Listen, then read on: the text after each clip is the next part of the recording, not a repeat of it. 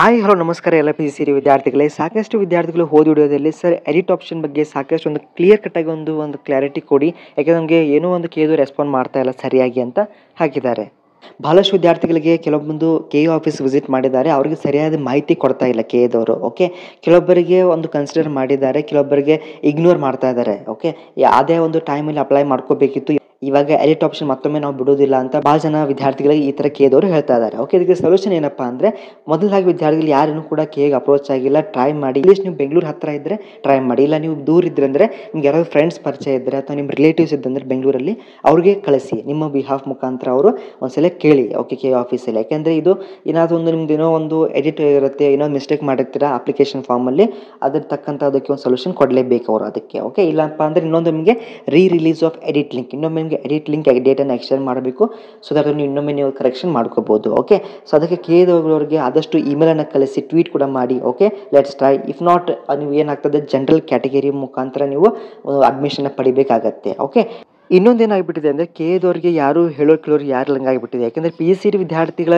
ಏನೋ ಒಂದು ಕಷ್ಟ ಇದೆ ವಿದ್ಯಾರ್ಥಿಗಳಿಗೆ, ಯಾರು ಕೂಡ ಅದಕ್ಕೆ ಒಂದು ಸ್ಟ್ರೈಕ್ ಆಗಿರ್ಬೋದು, ಏನೋ ಒಂದು ನ್ಯೂಸ್ ಚಾನಲ್ ಆಗಿರ್ಬೋದು ಅಥವಾ ನ್ಯೂಸ್ ಪೇಪರಲ್ಲಿ ಕೂಡ ಏನು ಕೂಡ ಬರೆದು ಹಾಕಿಲ್ಲ. ಯಾಕೆಂದರೆ ಪಿ ಎಸ್ ಸಿ ಟಿಯಲ್ಲಿ ಕಷ್ಟಗಳು ಯಾರು ಕೇಳೋರ ಆಗಿಬಿಟ್ಟಿದೆ.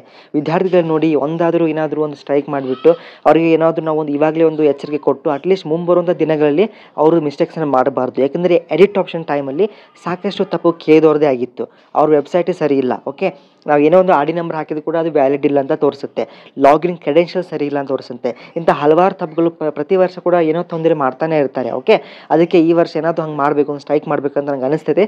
ಸೊ ನಿಮಗೇನು ಅನಿಸುತ್ತೆ ಇದ್ರ ಬಗ್ಗೆ? ಎಲ್ಲರೂ ಕೂಡ ಒಗ್ಗಟ್ಟಾಗಿ ಒಂದು ಡಿಸೈಡ್ ಮಾಡಿಕೊಂಡು ಏನಾದರೂ ಪ್ಲ್ಯಾನ್ ಮಾಡಬೇಕು, ಅದ್ರ ಬಗ್ಗೆ ನೀವು ನನ್ನ ಕಮೆಂಟಲ್ಲಿ ತಿಳಿಸಿ.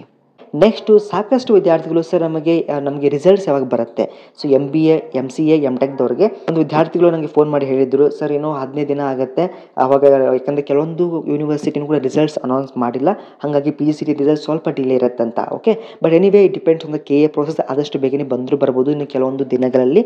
Let's wait and see. Okay, so ವಿದ್ಯಾರ್ಥಿಗಳು ಇವಾಗ ಆಪ್ಷನ್ಗೆ ರೆಡಿ ಮಾಡ್ಕೊಳ್ಳಿ, ಇವಾಗ ಫ್ರೀ ಇದ್ದಾರಲ್ವಾ. ಯಾಕೆಂದರೆ ನಿಮ್ಮದು ಒಂದು ಬೇಸ್ಮೆಂಟ್ ಅಂದರೆ ಆಪ್ಷನ್ ಚೆನ್ನಾಗಿತ್ತಪ್ಪ ಅಂದರೆ ಕೌನ್ಸಿಲಿಂಗ್ ಪ್ರಕ್ರಿಯೆ ಈಸಿಯಾಗಿ ನಡೆಯುತ್ತೆ.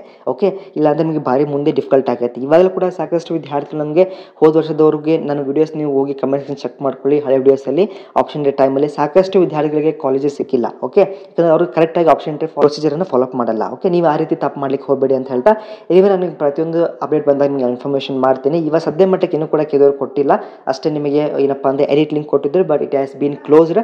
They might extend the edit link or else let's see what happens. Okay, if you're new to the channel, like, share and subscribe and join our WhatsApp group, link in comment section. And if you have any doubts, DM me or direct message in my Instagram, link is mentioned in the below comment section. So we will soon meet in the next video. Thank you.